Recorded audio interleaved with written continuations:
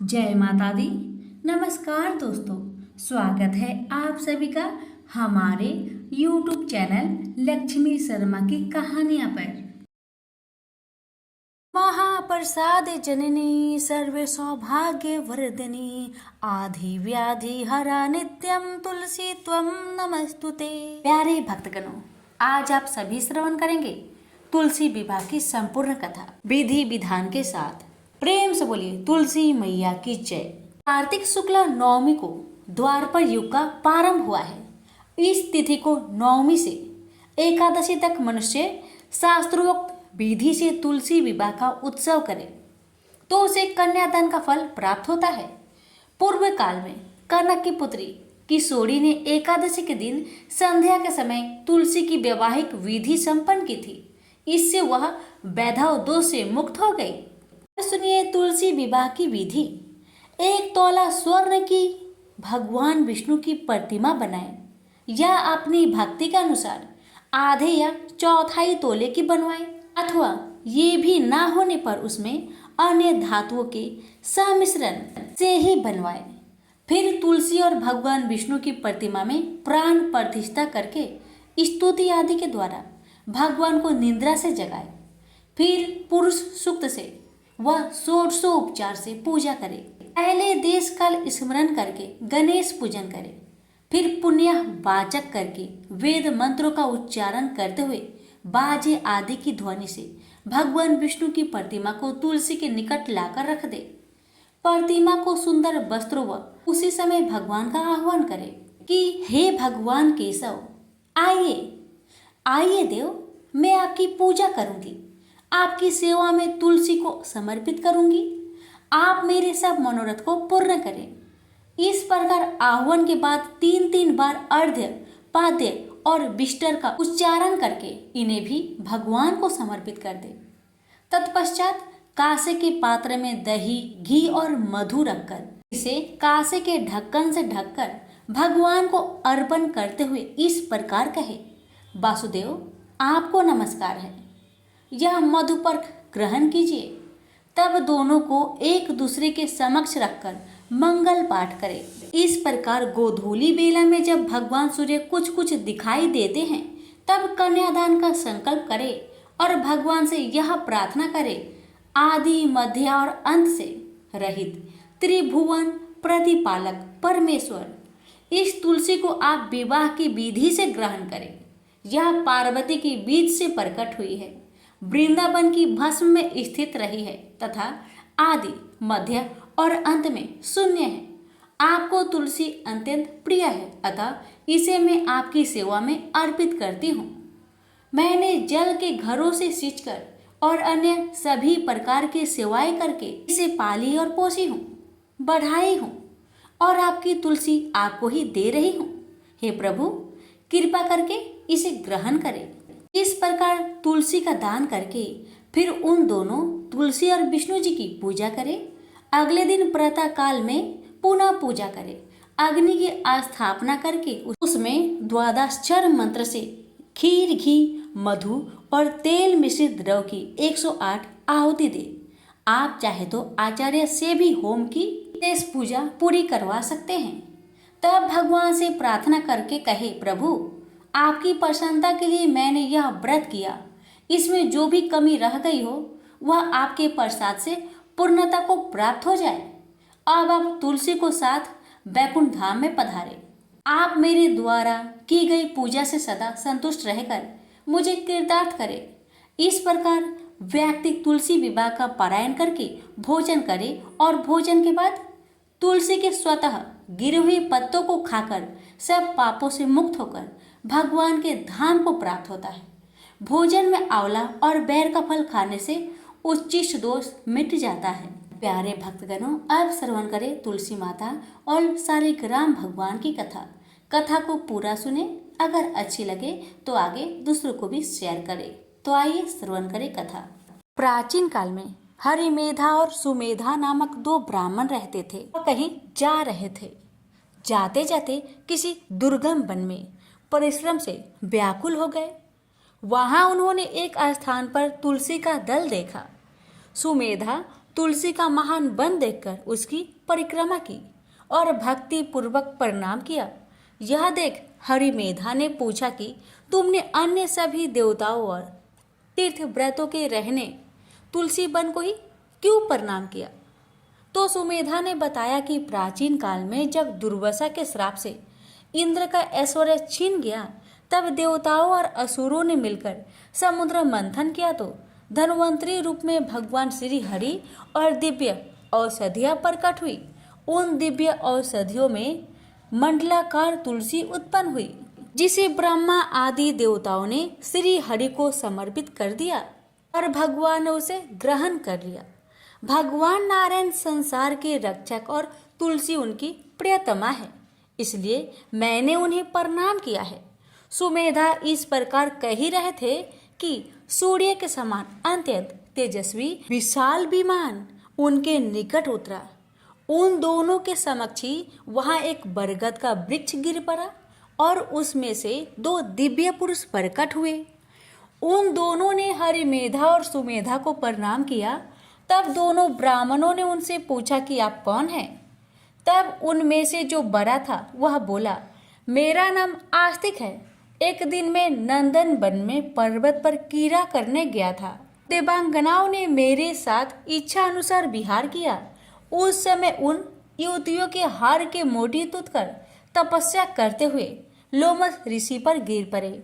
यह देखकर मुनि को क्रोध आया। उन्होंने सोचा कि स्त्रियां तो परतंत्र होती है, यह उनका अपराध नहीं, दुराचारी आस्तिक ही श्राप के योग्य है। ऐसा सोचकर उन्होंने मुझे श्रापित कर दिया। अरे तू ब्रह्म राक्षस होकर बरगद के पेड़ में निवास कर।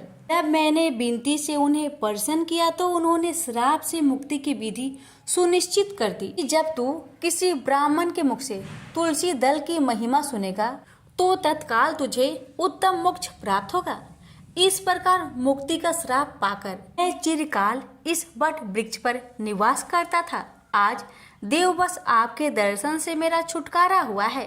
तत्पश्चात वे दोनों श्रेष्ठ ब्राह्मण परस्पर पुण्यमयी तुलसी की प्रशंसा करते हुए तीर्थ यात्रा को चल दिए। इसलिए भगवान विष्णु को प्रसन्नता देने वाली इस कार्तिक मास में तुलसी की पूजा अवश्य करें और इनकी कथा का श्रवण अवश्य करें। प्रेम से बोलिए लक्ष्मी नारायण की जय, तुलसी माता की जय। कि एक ब्राह्मण था, वह प्रतिदिन मंदिर में जाता था। वह प्रतिदिन तुलसी माता की पूजा करता था। वह तुलसी माता से प्रतिदिन प्रार्थना करता था कि हे तुलसी महारानी, मेरे आनंद करना। तुलसी माता ने सोचा कि यह ब्राह्मण तो बहुत सीधा है और गरीब है और प्रतिदिन मेरी पूजा करता है, मुझे इसके लिए कुछ न कुछ जरूर करना चाहिए। तो तुलसी महारानी एक कन्या का रूप बनाकर बैठ गई और उस ब्राह्मण से बोली कि ब्राह्मण, मैं भी तेरे घर आना चाहती हूँ। ब्राह्मण ने सोचा कि 6 लड़कियां तो मेरे घर पहले से ही है और 7 लड़कियां का मैं कैसे पालन पोषण करूंगा, लड़कियां की शादी में कैसे कराऊंगा, मेरे पास तो कुछ ऐसा भी नहीं है। यह व्यभिचार करके बहुत परेशान रहने लगा। उसको तो खाना भी नहीं भा रहा था।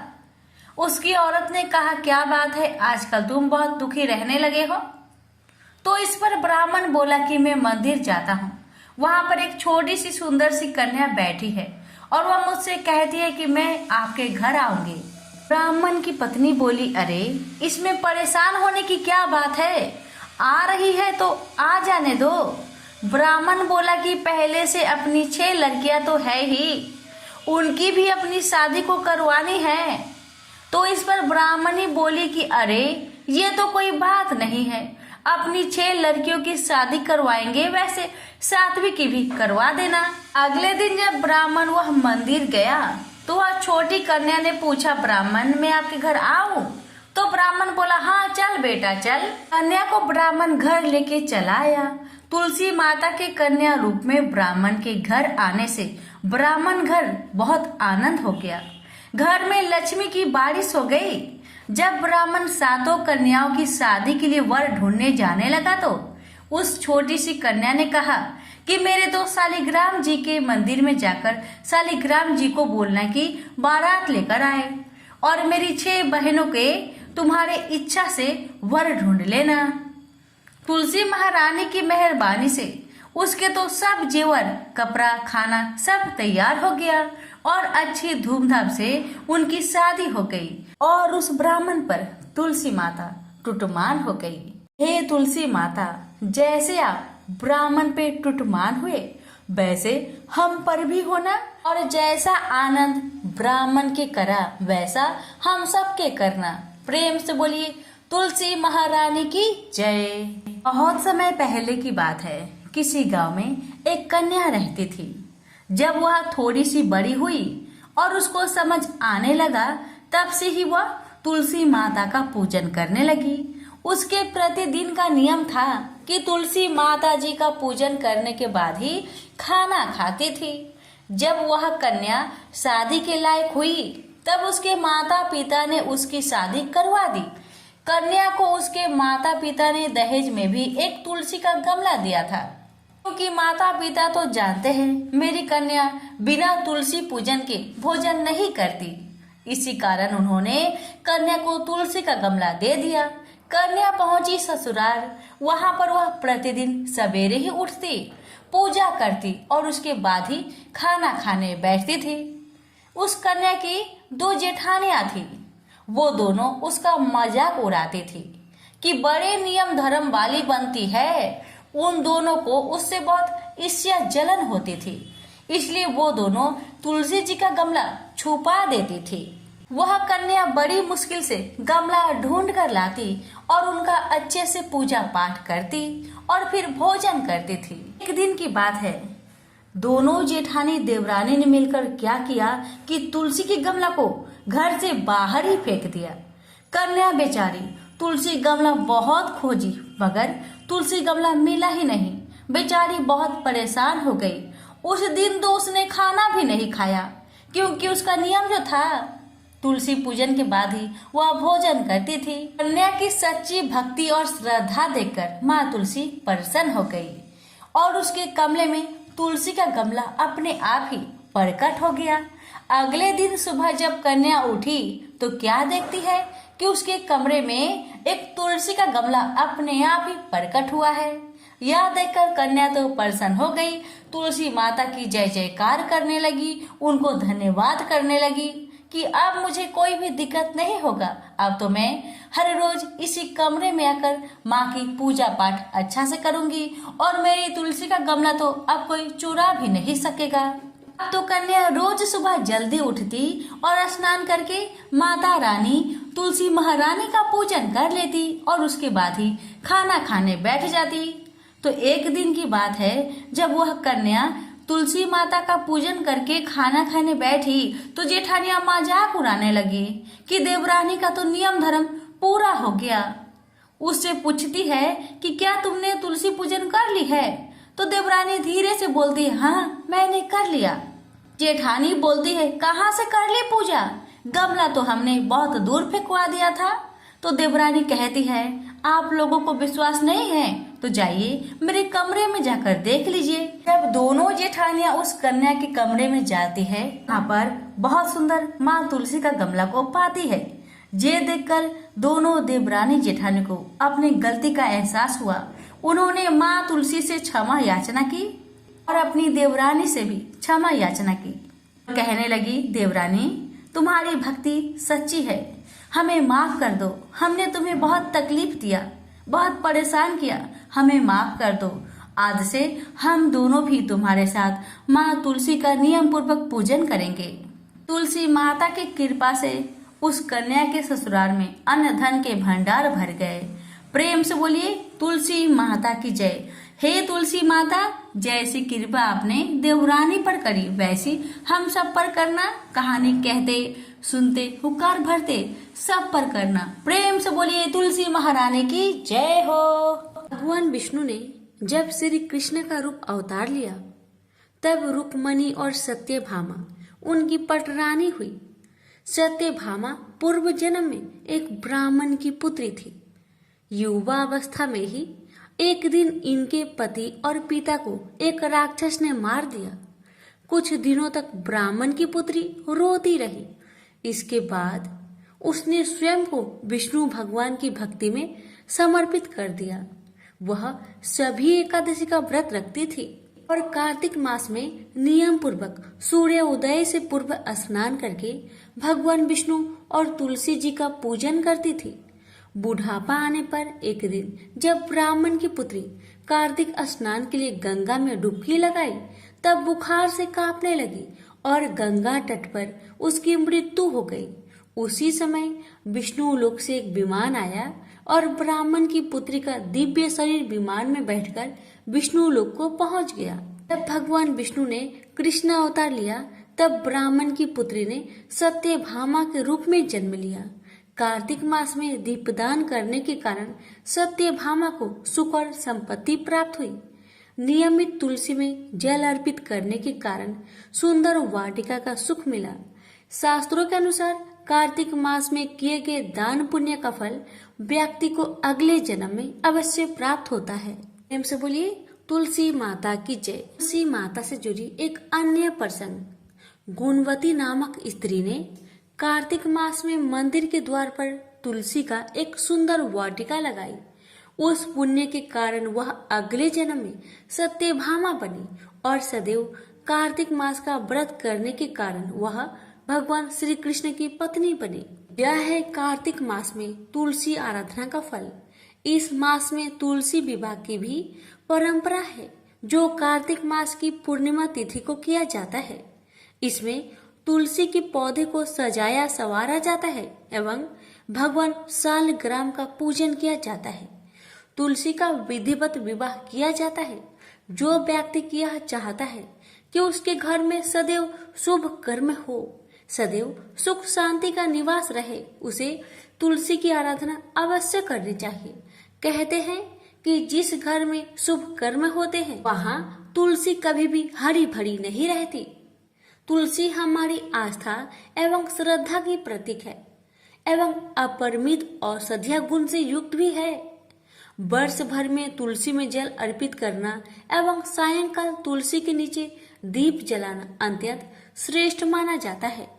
कार्तिक मास में तुलसी के समीप दीपक जलाने से मनुष्य अनंत पुण्य का भागी बनता है। इस मास में तुलसी के समीप दीपक जलाने से व्यक्ति को साक्षात लक्ष्मी की कृपा प्राप्त होती है, क्योंकि तुलसी में साक्षात लक्ष्मी का निवास माना गया है। राधा रानी और तुलसी कथा। एक बार राधा जी सखी से बोली, सखी तुम श्री कृष्ण की प्रसन्नता के लिए किसी देवता की ऐसा पूजा बताओ जो परम सौभाग्यवर्धक हो।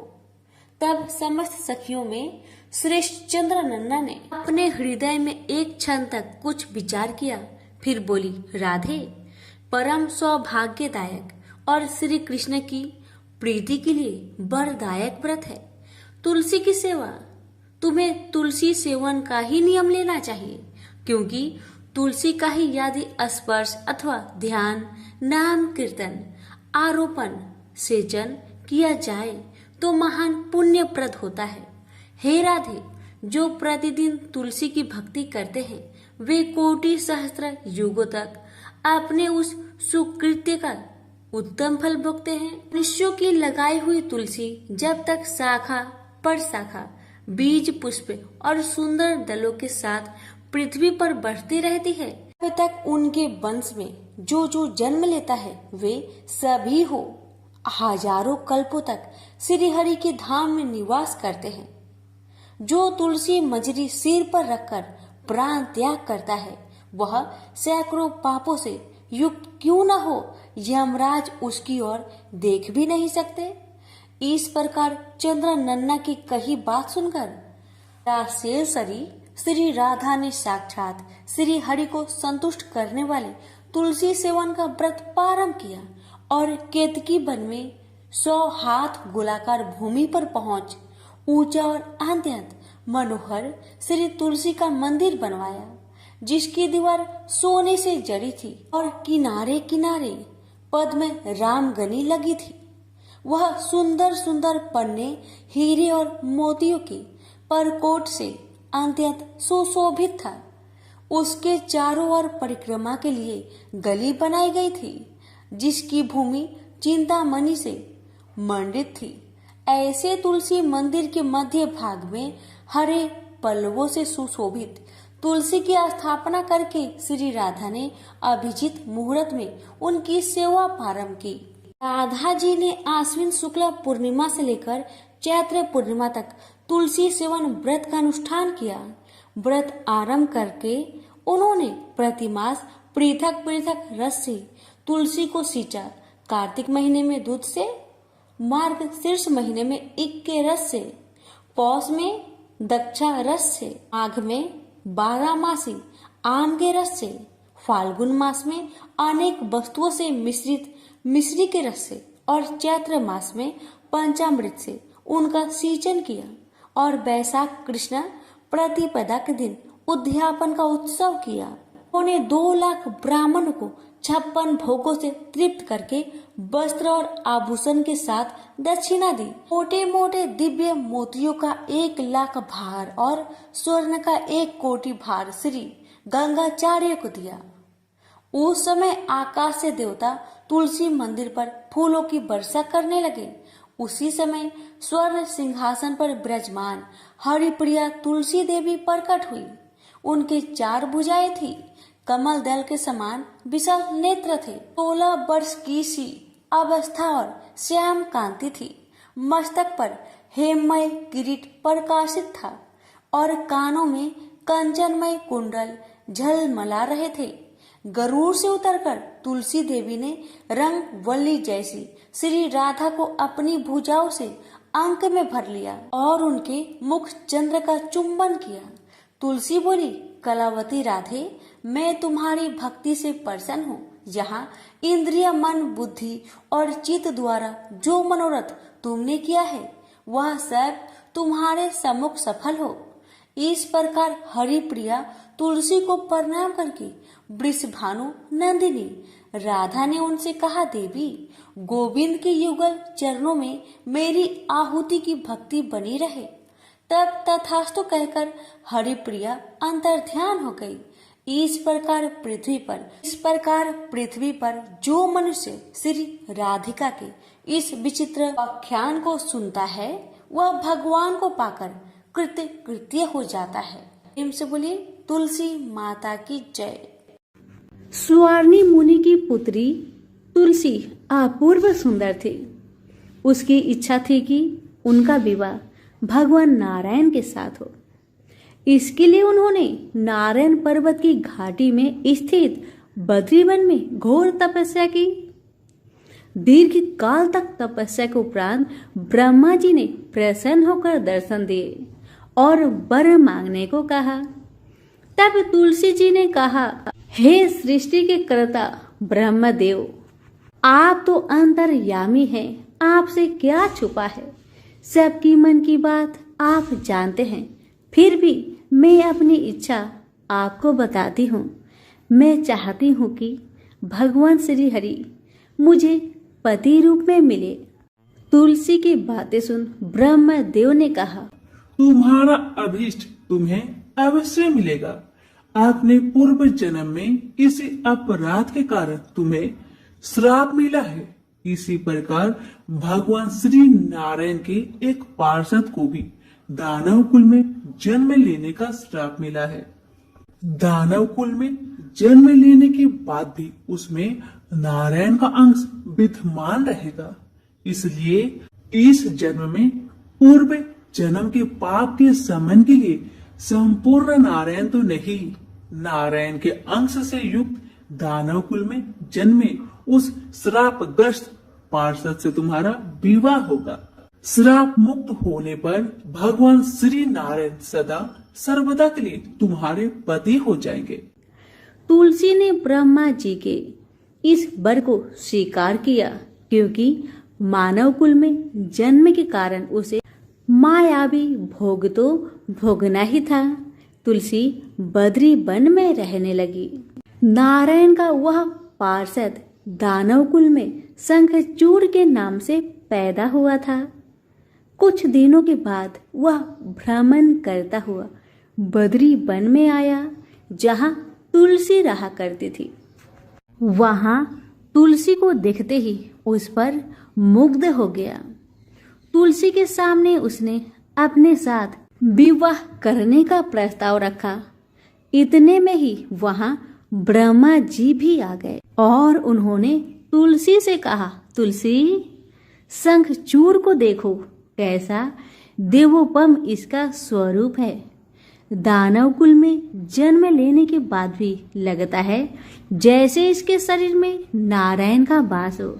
तुम प्रस्ताव को स्वीकार कर लो। तुलसी को भी लगा कि उसकी तपस्या पूर्ण हुई है, उसे इच्छित फल मिला है। शंखचूड़ के साथ उसका गंधर्व विवाह हो गया और वह शंखचूड़ के साथ उसके महल में पत्नी बनकर आ गई। शंखचूड़ ने अपनी परम सुंदरी सती सावधि पत्नी तुलसी के साथ बहुत दिनों तक राज्य किया। उसने अपने राज्य का इतना विस्तार किया कि देवलोक तक उसके अधिकार में आ गया। स्वर्ग का सुख भोगने वाले देवताओं की दशा भिखारियों की जैसी हो गई। शंखचूड़ किसी को भी कष्ट नहीं देता था, पर अधिकार और राज्य छीन जाने से सारे देवता मिलकर ब्रह्मा, विष्णु और शिव की सभा में गए तथा अपनी विपत्ति सुनाई। ब्रह्मा जी ने कहा, तुलसी परम साध्वी है, उसका विवाह शंखचूड़ से मैंने ही करवाया था। शंखचूड़ को तब तक नहीं हराया या मारा जा सकता है जब तक तुलसी को न छला जाए। विष्णु जी ने कहा, शंखचूड़ पूर्व जन्म में मेरा पार्षद था। श्राप के कारण उसे दैत्य कुल में जन्म लेना पड़ा। इस जन्म में भी मेरा अंश उसमें व्याप्त है। साथ ही तुलसी के पतिव्रत धर्म से वह अजय है। फिर देवताओं की सम्मति से भगवान शिव ने शंखचूड़ के पास संदेश भेजा कि या तो वह देवताओं का राज्य लौटा दे या फिर उनसे युद्ध करे। शंखचूड़ भगवान शंकर के पास पहुंचा। उसने कहा, देवादिदेव, आपके लिए देवताओं का पक्ष लेना उचित नहीं है। राज्य बढ़ाना हर राजा का कर्तव्य है। मैं किसी को दुखी नहीं कर रहा हूँ। देवताओं से कहिए वे मेरी प्रजा होकर रहे। मैंने आपका भी कोई उपकार नहीं किया है और हमारा आपका युद्ध शोभा नहीं देता। अगर आप हार गए तो बड़ी लज्जा की बात होगी। मैं हार गया तो आपकी प्रीति बहुत अधिक नहीं बढ़ेगी। शंखचूड़ की बातें सुन भगवान शंकर हंसने लगे। भगवान तो सब रहस्य समझते थे। तुलसी और शंखचूड़ के पूर्व जन्म की श्राप की अवधि लगभग पूरी हो चुकी थी। भगवान बोले, इसमें कृति और लज्जा की बात नहीं। तुम देवों के राज्य लौटाकर उन्हें उनके पद पर प्रतिष्ठित होने दो। युद्ध से बचने का यही एक उपाय है। शंखचूड़ ने कहा, मैंने युद्ध के बल से देवलोक जीता है। कोई उसे युद्ध के द्वारा ही वापस ले सकता है। यह मेरा अंतिम उत्तर है। मैं जा रहा हूँ। ऐसा कहकर शंखचूड़ चला गया। उसने अपनी पत्नी तुलसी को सारी बात बताई और कहा, कर्म भोग सब काल सूत्र में बंधा है। जीवन में हर्ष, शोक, भय, सुख, दुख, मंगल, अमंगल काल के अधीन है। हम तो केवल निमित्त है। संभव है भगवान शिव दोनों का पक्ष लेकर मुझसे युद्ध करे। तुम चिंता मत करना, तुम्हारी सती तेज मेरी रक्षा करेगी। दूसरे दिन भगवान शंकर ने नेतृत्व में देवताओं ने युद्ध छेड़ दिया। शंखचूड़ ने भीषण बाणों की वर्षा कर उनका वेग रोका। उसके प्रहार से देवता डगमगाने लगे। उसने दानवी शक्ति का प्रयोग कर मायावी युद्ध आरंभ किया। युद्ध स्थल पर दानव शंखचूड़ किसी को दिखाई नहीं देता था, पर उसका अस्त्र शस्त्र देवताओं पर प्रहार कर देवताओं को घायल कर रहा था। अब देवतागण अपना अस्त्र शस्त्र चलाए तो किस पर चलाए और कैसे चलाए, क्योंकि कोई शत्रु सामने था ही नहीं। कई दिनों तक इस तरह भयंकर युद्ध चला। शंखचूड़ पराजित नहीं हुआ। तब भगवान शिव ने विष्णु जी से कहा, विष्णु कुछ उपाय करिए, अन्यथा मेरा तो सारा यश मिट्टी में मिल जाएगा। तब श्री हरि विष्णु ने सोचे, बल से तो शंखचूड़ को हराया नहीं जा सकता, इसलिए छल का सहारा लेना होगा। उन्होंने तुरंत अपना स्वरूप शंखचूड़ जैसा बनाया और वस्त्र शस्त्र से सज्जित हो तुलसी के पास आए और बोले, प्रिय, मैं युद्ध में जीत गया। सारे देवता भगवान शंकर समेत हार गए। आओ, इस खुशी में आओ, मैं तुम्हें अंक से लगा लूं। पति को प्रत्यक्ष करा देख तथा विजय का समाचार सुन वह दौड़कर मायावी शंखचूड़ के गले से लिपट गई। इस प्रकार पति पत्नी दोनों ने आलिंगन को खूब खुशी मनाई। पर पुरुष के साथ इस प्रकार का व्यवहार से उसका सती तेज नष्ट हो गया। उसका सती तेज जो शंखचूड़ की कवच के रूप में रक्षा कर रहा था, वह कवच नष्ट हो गया। शंखचूड़ शक्तिहीन हो गया। यह जानते ही भगवान शंकर ने अपने त्रिशूल से प्रहार किए। त्रिशूल के लगते ही शंखचूड़ जलकर भस्म हो गया। शंखचूड़ के मरने को जानकर विष्णु अपने असली स्वरूप में आ गए। सामने अपने पति शंखचूड़ के स्थान पर भगवान विष्णु को खड़ा देख तुलसी बहुत विस्मित हुई। उसको पता लग गया कि स्वयं नारायण ने उसके साथ छल किया है। क्रोध में आकर उसने श्राप दिया, एक सती स्त्री का अस्तित्व भंग करने के अपराध में तुम हृदयहीन पत्थर हो जाओ। विष्णु ने तुलसी के श्राप को सिरोधार्य कर कहा, देवी, तुम्हारा तथा शंखचूड़ के कल्याण के लिए मुझे ऐसा करना पड़ा। तुम दोनों को श्राप मुक्त करना था। तुम भी अब शरीर त्याग कर तुलसी बिरुआ के रूप में जन्म लोगी और मेरी पूजा तुलसी दल से होगी। मैं सालग्राम पत्थर बनूंगा। मेरे शीश पर तुम आदर से विराजमान होगी। तुम्हारे पति की हड्डियों के चूर्ण से शंख की उत्पत्ति होगी। उस शंख ध्वनि से देवताओं तथा मेरी पूजा आराधना होगी। जहाँ शंख ध्वनि होगी वहाँ मंगलमय में मैं विराजमान रहूंगा। तुमने पूर्व जन्म में बद्री वन में मुझे पाने के लिए बड़ी तपस्या की थी। अब अगले जन्म में मैं नारायण पर अस्तर के रूप में बद्रीनाथ वन में स्थापित हो जाऊंगा और मेरी पूजा अर्चना फल फूल से न होकर तुम्हारी तुलसी दल से होगी। मेरे शीश पर विराजमान होकर तुम मुझसे भी पूजा पद प्राप्त करोगी। प्रेम से बोले, तुलसी माता की जय हो, शालिग्राम जी की जय हो, विष्णु भगवान की जय हो। बहुत समय पहले की बात है। एक गांव में एक ननद भाभी रहा करती थी। ननद अभी कंवारी थी।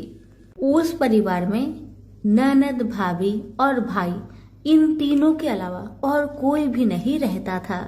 भाभी तो कभी कोई पूजा पाठ करती ही नहीं थी और ननद हर रोज तुलसी माता की पूजा किया करती थी, उनकी बड़ी सेवा करती थी। बिना तुलसी पूजन के ननद कभी भोजन नहीं करती थी। ननद का पूजा पाठ देख के भाभी को बहुत क्रोध आता था। कभी कभी भाभी तो अपनी ननद से ऐसे भी कह देती थी कि जब तुम्हारा विवाह होगा ना तो मैं तुम्हें और बराती को तुलसी ही खाने दूंगी और दहेज में यही दूंगी। इसी तरह समय निकलने लगा, दिन बीतने लगी। अब तो ननद भी बड़ी हो गई थी। भाई ने अपने बहन के लिए एक अच्छा घर और बर ढूंढा। अब तो बहन की शादी पक्की हो गई। बहन की शादी वाले दिन भाभी ने क्या किया, बारातियों के सामने तुलसी का गमला फोड़कर रख दिया। लेकिन ननद की सच्ची भक्ति और श्रद्धा से तुलसी माता बहुत प्रसन्न थी। इसी कारण से तुलसी माता की कृपा से तुलसी का गमला स्वादिष्ट व्यंजन में बदल गया। ये चमत्कार देखकर भाभी बहुत आश्चर्यचकित हो गई, लेकिन फिर भी उसका आदत नहीं गया। उसने फिर क्या किया, अपने ननद को गहने के बदले में तुलसी की मंजरी पहना दी। लेकिन तुलसी माता की कृपा से वह मंजरी भी सोने के आभूषण में बदल गए। ये देखकर भी भाभी बहुत हैरान हुई, मगर फिर भी अपनी करतूत करनी न बंद किया। उसने फिर वस्त्रों के स्थान पर तुलसी का जनेऊ रख दिया। लेकिन तुलसी माता की कृपा से वह तुलसी का जनेऊ रेशमी और सुंदर वस्त्र में बदल गया। ननद की भाभी बहुत पापिन थी, इसलिए तुलसी माता की महिमा को न जान सकी। भाई ने अपने बहन को बड़े प्यार और आदर के साथ विदा किया। बहन ससुराल में गई। ससुराल वाले उसके दहेज आदि के बारे में बहुत बड़ाई करने लगे। जब ये बात भाभी को मालूम हुई तो उसे बड़ा आश्चर्य हुआ और तुलसी जी की पूजा का महत्व उसको समझ में आ गया। भाभी की एक लड़की थी। अब भाभी सोचने लगी, क्यों ना मैं भी अपनी बेटी को तुलसी माता की पूजा करने को कहूँ। तो भाभी अपनी लड़की से कहने लगी कि तू भी तुलसी माता की सेवा कर, तुझे भी बुआ की तरह फल मिलेगा। पर लड़की अपनी माँ के जैसी ही थी, उसे तुलसी की सेवा में मन नहीं लगता था। भाभी की लड़की हर रोज सुबह स्नान करके ऊपर के मन से अपनी माँ की बात रखने के लिए तुलसी माता की पूजा कर लिया करती थी, मगर मन उसका पूजा में कभी नहीं लगा।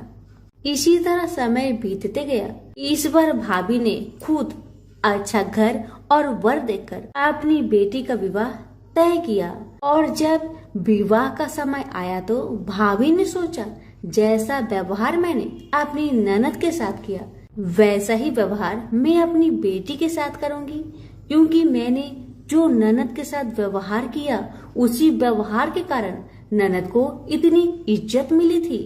क्यों ना मैं भी अपनी लड़की के साथ वैसा ही व्यवहार करूं। अब जैसे ही बाराती वाले आए, भाभी ने तुलसी जी का गमला को फोड़कर बाराती के सामने रख दिया, परंतु इस बार मिट्टी मिट्टी ही रही। मंजरी व पत्ते भी अपने पूर्व रूप में ही रहे तथा जनेऊ भी जनेऊ ही रहा। सभी बाराती भाभी की बुराई करने लगे। ससुराल में भी लड़की की और उसकी माँ की बहुत बुराई हो रही थी। भाभी को अपनी ननद से बहुत जलन होता था। इस कारण भाभी अपनी ननद को बहुत कम ही घर पर बुलाया करती थी। पर भाई अपने बहन को बहुत मानता था। भाई ने एक दिन सोचा, बहन की शादी किए हुए बहुत साल हो गए, क्यों ना मैं अपने बहन से मिलकर आऊं, उसके ससुराल जाऊं। अब भाई ने अपनी इच्छा अपनी पत्नी को बताया। पत्नी से कहा, कुछ सौगात ले जाने के लिए कुछ दो। बहन का घर जाऊंगा, खाली हाथ कैसे जाऊं, कुछ हो तो मुझे दो। भाभी ने क्या किया, गुस्से से जुआर एक थैले में भरकर कहा, लो इसी को लो और अपनी बहन के घर ले जाओ। मेरे पास और कुछ नहीं है, यही है, इसी को ले जाओ। बेचारा पति दुखी मन से चल दिया, वही जुआर भरे थैले को लेकर, और मन ही मन में सोचते जा रहा था, भला कोई भाई अपने बहन के ससुराल में जुआर ले जाता है। यही सोचते सोचते भाई बहन के ससुराल की तरफ जा रहा था। उसने सोचा, ये जुआर बहन के ससुराल ले जाऊंगा तो लोग क्या कहेंगे, क्यों ना मैं इसे गाय को खिला दूं। भाई जब बहन के नगर के समीप पहुंचा और उसने एक गौशाला में गाय के सामने जुआर का थैला उलट दिया। जुआर को उलटता देखकर तब गौ बालक ने कहा, ए भाई तुम ये क्या कर रहे हो? सोना मोती गाय के आगे क्यों डाल रहे हो? भाई ने जब नीचे देखा तो सचमुच हीरे मोती सोना चांदी जगमगा रहे थे। भाई ने तुलसी माता के चमत्कार को जान लिया और जोर जोर से तुलसी माता की जयकारा लगाने लगा और सारी कहानी उस गौ पालक को बताया। सोना चांदी हीरा मोती थैले में भरकर बहुत प्रसन्न मन से अपने बहन के घर गया। बहन भाई को देखकर बहुत प्रसन्न हुई और अपनी भाई की बहुत आवभगत की। भाई ने अपनी बहन के सास ससुर से आज्ञा लेकर अपनी बहन को घर लेकर आया और रास्ते में सारी कहानी बताते आ रहा था कि कैसे भाभी ने ज्वार भरकर थैले में दिए थे और तुलसी माता की कृपा से कैसे ये ज्वार हीरे मोती सोने चांदी में बदल गए। भाई को तुलसी माता का महिमा पता चल गया था। अब भाई और बहन घर आकर अपनी भाभी को सारी कहानी बताते हैं और तुलसी माता की महत्व को समझाते हैं और पूजन करने का फल उसे भी बताते हैं। अब तो भाई और भाभी और उसकी बेटी तीनों जन मिलकर हर दिन तुलसी माता का पूजन किया करते थे और तुलसी माता भी उनके पूजन से प्रसन्न होकर उनके घर में अन्न धन के भंडार भर दिए और भाभी की बेटी को भी अच्छा घर और वर मिला। तो सभी मिलकर बोलिए तुलसी मैया की जय हो। कथा अच्छी लगे तो लाइक करके अभी शेयर करें। धन्यवाद। हर महीने में एक बुढ़िया माई तुलसी माता का पूजन और सीजन करती और साथ में कहती, हे तुलसी माता सत की दाता, मैं तेरा बिडला सींचती हूँ, मुझे बहू दे, पीताम्बर की धोती दे, मीठा मीठा घास दे, बैकुंठा में बास दे, चटक की चाल दे, पतक की मौत दे, चंदन का काठ दे, रानी सा राज दे, दाल भात का भोजन दे, 11 की मौत दे, श्री कृष्ण का कांधा दे। बूढ़ी माई की ये सभी बातें सुनकर तुलसी माता सूखने लगी तो भगवान ने पूछा कि हे तुलसी तुम क्यों सूख रही हो? भगवान की बातें सुन तुलसी माता कहने लगी कि एक बुढ़िया माई मेरे पास रोज आती है और वह पूजन करके यही बात कह जाती है। मैं सब बात को पूरा कर दूंगी, लेकिन भगवान कृष्ण का कंधा कहाँ से लाऊंगी? तो भगवान बोले, जब वो बुढ़िया मरेगी तो मैं अपने आप उसे कंधा देने आ जाऊंगा। तो बुढ़िया माई से कह देना। समय बीतता गया। जब बुढ़िया माई मर गई, सब लोग आ गए। जब माई को ले जाने लगे तो वह किसी से न उठी। तब भगवान एक 12 बरस के बालक का रूप धारण करके आए। बालक ने कहा, मैं कान में एक बात कहूंगा तो बुढ़िया माई उठ जाएगी। बालक ने कान में कहा, बुढ़िया माई मन की निकाल ले, पीताम्बर की धोती ले, मीठा मीठा घास ले, बैकुंठा बास ले, चटक की चाल ले, पटक की मौत ले, कृष्णा जी का कांधा ले। यह सुनकर बुढ़िया माई हल्की हो गई। भगवान ने कंधा दिया और बुढ़िया माई को मुक्ति मिल गई। हे तुलसी माता, जैसे बुढ़िया माई को मुक्ति दी वैसे सबको देना। प्रेम से बोलिए तुलसी मैया की जय हो। एक नगर में एक गरीब ब्राह्मण अपनी पत्नी के साथ रहता था। वह भिक्षा मांग मांग कर अपना जीवन गुजारता और भगवान की पूजा में लगा रहता था। वह उतने ही भिक्षा मांगता जिससे उसके और उसके परिवार का पेट भर सके। उस नगर का राजा बहुत धनवान था और ब्राह्मणों का आदर करने वाला था। राजा किसी भी ब्राह्मण को अपने महल से खाली हाथ नहीं जाने देते थे। दूर दूर से ब्राह्मण राजा के पास आते और मुंह मांगा दान लेकर आशीर्वाद देते हुए वापस चले जाते थे। एक दिन ब्राह्मण की पत्नी ने ब्राह्मण से कहा कि दूर दूर के ब्राह्मण राजा से मनचाहा दान लेकर चले आते हैं और तुम भी यहाँ रहकर राजा के पास नहीं जाते। जन्म भर मैं कंगाली का झक झेलूं, आज तुम जाओ और राजा से कुछ मांग कर लाओ। ब्राह्मण ने पत्नी को समझाते हुए कहा, तू तो बावड़ी है, हमें धन की क्या जरूरत, हमें इतना तो मिल ही जाता है जिससे हम अपना पेट भर सके, और राजा का धन तो अच्छा नहीं होता, वो हमें नहीं लेना चाहिए। ब्राह्मण की पत्नी जिद पर अड़ गई और बोली, मैं तुम्हारी एक भी बात सुनने वाली नहीं। कब तक हम कंगाली में जीते रहेंगे? तुम तो रोज माला लेकर बैठ जाते हो। अपने बच्चे को क्या खिलाएंगे और क्या पहनाएंगे? जब बच्चे दूसरे बच्चों को पहनते, ओढ़ते और खाते पीते देखेंगे तो उनका भी मन ललचाएगा। अब तुम राजा के पास जाओ, राजा बहुत भला व्यक्ति है, वो हमें मुंह मांगा दान जरूर देंगे। मजबूर होकर ब्राह्मण राजा के महल की ओर चल पड़ा, पर राजा उस समय महल में नहीं था। ब्राह्मण को वापस लौटना पड़ा। दूसरे दिन ब्राह्मण की पत्नी ने ब्राह्मण को फिर से महल में भेजा, परंतु राजा फिर से महल में नहीं मिला। तीसरे दिन राजा महल में गया और उसने ब्राह्मण का स्वागत किया और उसे आसन पर बैठाया और साथ में ब्राह्मण देवता से 2 दिन न मिल पाने के लिए क्षमा भी मांगी। राजा ने कहा, मैं आपकी क्या सेवा कर सकता हूँ? ब्राह्मण ने कहा, जो मैं मांगू वो आप दे सकेंगे? राजा ने कहा, हाँ हाँ कहिए, मैं आपकी क्या सेवा कर सकता हूँ? ब्राह्मण ने निवेदन किया, महाराज मैं कुछ और नहीं चाहता, बस आप मुझे अपने पसीने की कमाई से 4 पैसे दान में दे दीजिए।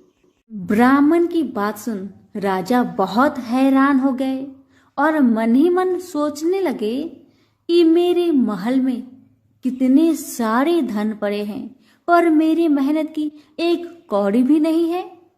राजा ने ब्राह्मण से कहा, आप मुझे 1 दिन का समय दे, मैं कल आपको आपका मुंह मांगा दान दूंगा।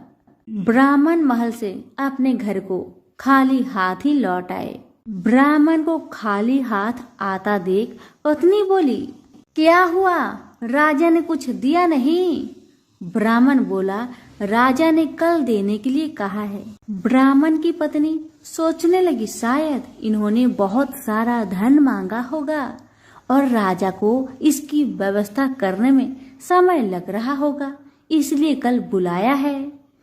दूसरी ओर राजा ने अपने राजसी कपड़े बदलकर फटे पुराने कपड़े पहने और मजदूर जैसा भेष बना लिया। जब राजा की पत्नी ने देखा और कारण पूछा तो राजा ने सब कुछ बताया। रानी बोली, मैं भी आपके साथ चलूंगी। राजा के हाँ कहने पर रानी भी पुरानी साड़ी पहनकर आ गई। इस प्रकार राजा रानी मजदूरी की तलाश में शहर निकले। लुहारों के मोहल्ले में जाकर राजा ने आवाज लगाई, किसी को मजदूर चाहिए? आखिरकार एक लुहार ने उन्हें बुला लिया, जो पहिए पर हाल चढ़ाने की तैयारी कर रहा था। उसने राजा से कहा, देखो तुम्हें पहले खलात ठोकनी पड़ेगी और जब आग आ जाए उसके बाद घन पिटना होगा। फिर रानी की ओर देखकर कहा, तुम्हें कुएं से पानी लेकर होदी भरनी होगी और कोयले वाले घर से कोयला लेकर भट्टी में डालना होगा। तुम दोनों के दिन भर काम करने के लिए मैं तुम्हें 2-2 आने दूंगा। अगर काम पसंद हो तो बोलो, नहीं तो अपना रास्ता नापो। राजा रानी लोहार के बताए काम को करने लगे। राजा खलात ठोकने लगा पर उससे काम ठीक से नहीं हो पा रहा था। लोहार नाराज होकर राजा को ठीक से काम करने के लिए कहता है। राजा जैसे तैसे अपना काम करने लगा। रानी भी कुएं से पानी भरकर लाने लगी। रानी के हाथ में फफोले पड़ गए। किसी तरह बड़ी कठिनाइयों से उसने पानी का हौज भरा। उसके बाद रानी कोयला लाकर भट्टी में डालने लगी। कोयला भरने के कारण रानी के गोरे गोरे हाथ और कपड़े काले पड़ गए। भट्टी में आग आने पर लुहार ने पात भट्टी में से निकालकर पहियों पर जमाई और एक घन अपने हाथ में लेकर और एक राजा के हाथ में देकर कहा, देखो बारी बारी से घन इस पर पटकना, हाथ इधर उधर ना होने पाए। राजा जोर जोर से घन पटकने लगा, लेकिन उसका निशाना ठीक नहीं बैठता था। कभी घन हाल पर गिरता तो कभी पहिए पर। मजदूरों का ऐसा काम देखकर लुहारिन बरबराती हुई आई और लोहार से कहने लगी, तुमने कहाँ से यह नौसिखिए मजदूर काम पर लगाए हैं? इनसे काम तो होगा नहीं। यह मजदूर तुम्हारा सब काम बिगाड़ देंगे। राजा रानी उन दोनों की फटाकर सुनते सुनते अपना काम मन लगाकर करते रहे। घन पटकते पटकते राजा का शरीर पसीना से तर तर हो गया और जोर शोर से सांस चलने लगी। रानी भी पानी भरते भरते और कोयला झोंकते झोंकते थक कर चूर हो गई। दोनों ने पूरे दिन बहुत मेहनत की। लुहार ने राजा रानी को 2-2 पैसे दिए, जिसे वो बड़ी खुशी खुशी लेकर महल आ गए। आज उन्हें पता चला कि मेहनत की कमाई कैसी होती है। राजा ने 4 पैसे अलग रख दिए और अगले दिन ब्राह्मण को बुलाकर उसे दे दिए। ब्राह्मण राजा को आशीर्वाद देकर घर लौटा और ब्राह्मणी से कहा, लो मैं राजा के यहाँ से दक्षिणा ले आया हूँ। ब्राह्मणी खुश होकर दौड़ती हुई आई, पर जब उसने 4 पैसे देखे तो वह ठिठक कर रह गई और उन्हें दूर फेंक दिया। वो जल भूनकर ब्राह्मण से बोली, तुम जैसे दरिद्र राजा के यहाँ भी जाकर कुछ नहीं मांगा, शर्म भी नहीं आती। इतना कहकर रूठ कर चली गई और बहुत देर तक बरबराती रही। ब्राह्मण ने उन 4 पैसों को उठाकर तुलसी के पास रख दिए और सोचा, जब ब्राह्मणी शांत हो जाएगी तो जरूरत पड़ने पर ये सिक्के को उठा लेगी। परंतु कई दिनों तक पैसे वहीं रखे रहे और फूल बेलपत्र ऊपर से गिर गिर कर मिट्टी में दब गए। ब्राह्मण और ब्राह्मणी दोनों ही उन सिक्कों के बारे में भूल गए। कुछ दिनों के बाद तुलसी जी के घर में 4 पौधे उगे। चारों पौधे बहुत सुंदर थे। यह देख ब्राह्मणी रोज उसमें पानी डाल देती। 4 महीने बाद वो पौधे बड़े हो गए और उनमें फूल लगने लगे। फूल सूखने पर इनसे मोती झरने लगी। ब्राह्मण और ब्राह्मणी ने कभी मोती नहीं देखे थे। वो समझे कि कोई बीज है। हर रोज कई कई फूल झरते और मोती पूरे तुलसी पर बिखर जाते। ब्राह्मणी उन मोतियों को समेट कर घर के एक कोने में डाल देती। इस तरह वहां मोतियों का ढेर लग गया था। एक दिन एक सब्जी वाली आई। ब्राह्मणी को सब्जी लेनी थी, पर उसके पास पैसे नहीं थे। उसने सब्जी वाली से कहा, क्या तुम इन चमकदार बीजों के बदले सब्जी दे सकती हो?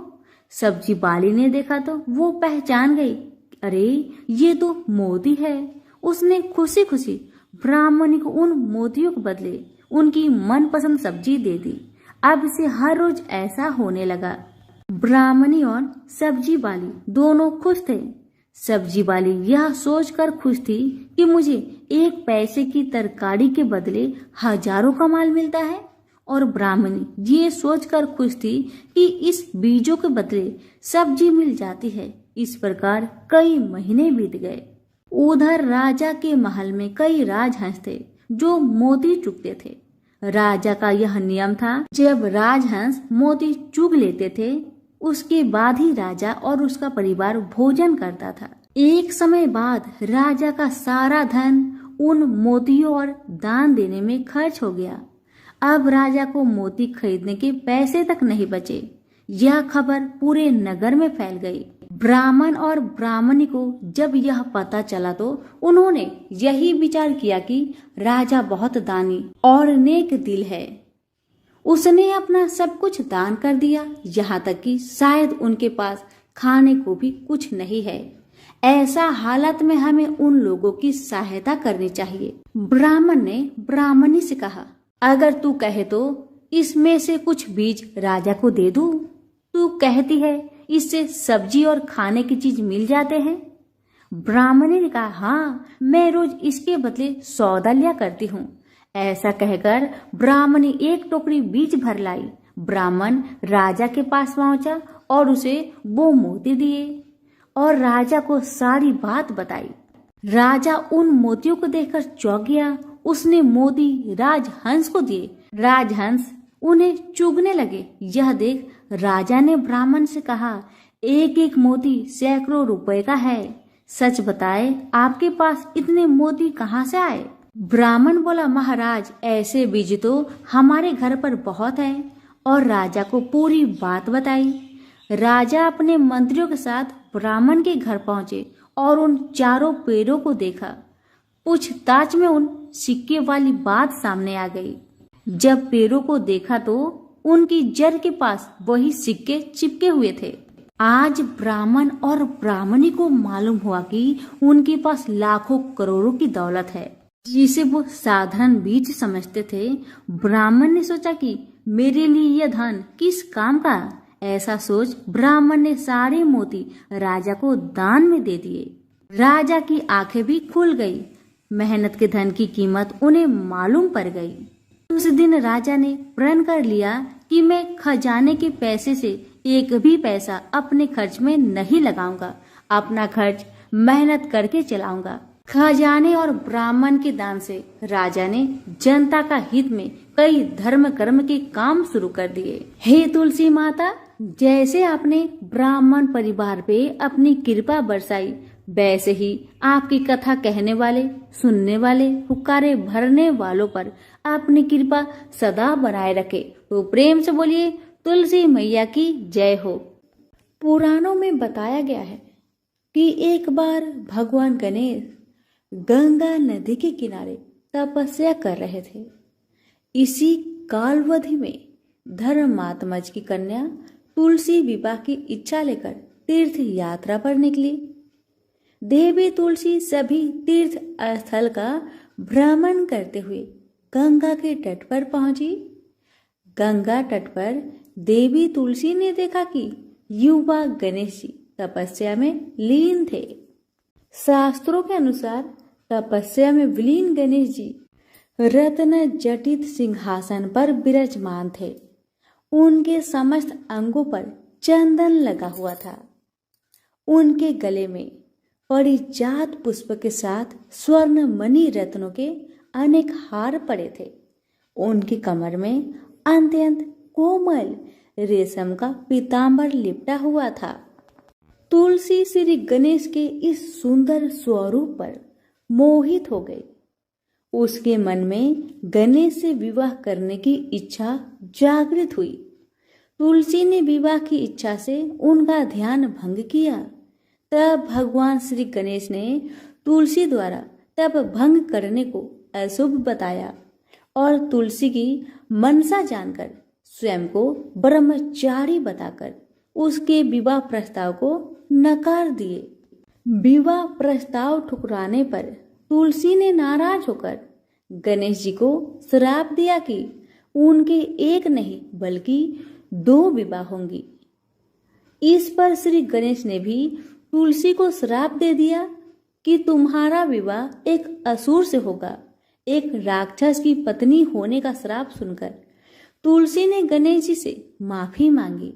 तब गणेश जी ने तुलसी से कहा कि तुम्हारा विवाह शंखचूड़ राक्षस से होगा, किंतु फिर तुम भगवान विष्णु और श्री कृष्ण को प्रिय होने के साथ ही कलयुग में जगत के लिए जीवन और मोक्ष देने वाली होगी। पर मेरी पूजा में तुलसी चढ़ाना शुभ नहीं माना जाएगा। तब से ही भगवान श्री गणेश जी को पूजा में तुलसी चढ़ाना वर्जित माना गया है। प्रेम से बोलिए गणेश जी की जय, तुलसी जी की जय।